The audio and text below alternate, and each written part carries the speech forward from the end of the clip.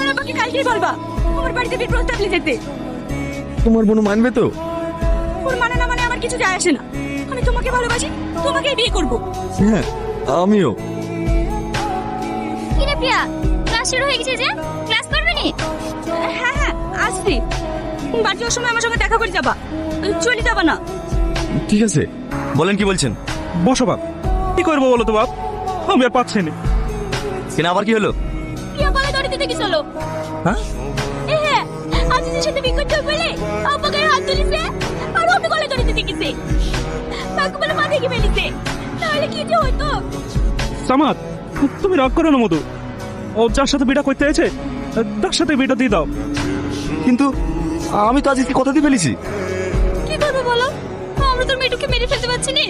কালকে আগুনদের বাড়ির লোকজন এসছে, বিয়ের কথা বলতে, তুমি একটু থেকো বাপ।